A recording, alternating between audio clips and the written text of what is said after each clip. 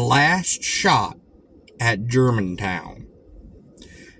Many are the tales of prophecy that have been preserved to us from war times. In the beginning of King Philip's War in Connecticut in 1675, it was reported that the firing of the first gun was heard all over the state, while the drum beats calling the settlers to defense were audible from over 8 miles away. Braddock's defeat and the salvation of Washington were foretold by a Miami chief at a council held in Fort Pontchartrain upon the Detroit River. The ambush and the slaughter having been revealed to him in a dream.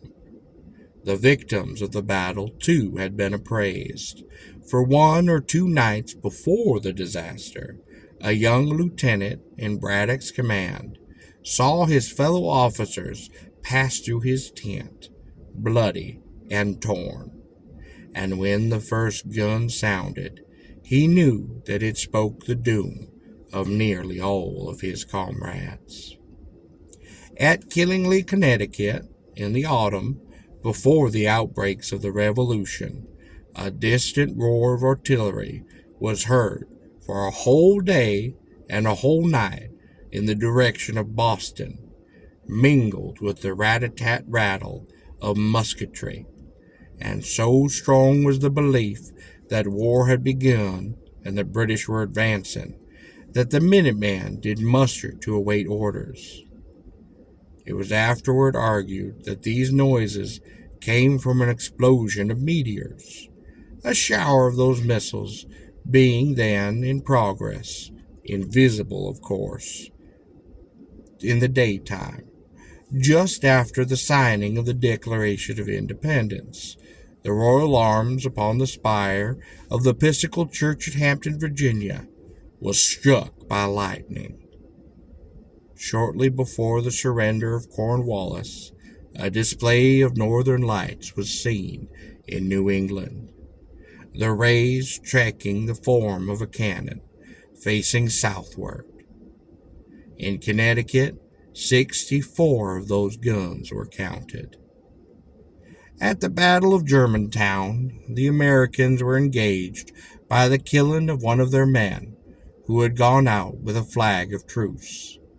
He was shot from the windows of Judge Chew's house, which was crowded with British soldiers, and as he fell to the lawn, dyeing the peaceful emblem with his blood, at last one of the Continentals swore that his death should be well avenged.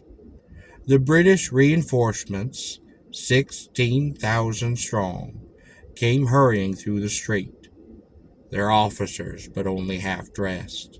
So urgent had been the summons for their aid. Except for their steady tramp, the place was silent.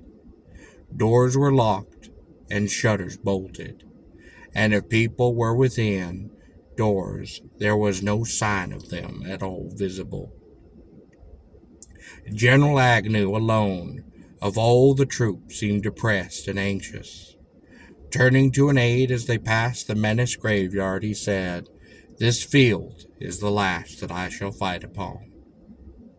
An eerie face had peered over the cemetery wall, a scarred, unshaven face, framed in long hair and surmounting a body clothed in skins, with the question, "Is that the brave General Gray who beat the rebels at Paoli?" One of the soldiers, with a careless toss of the hand, seemed to indicate General Agnew.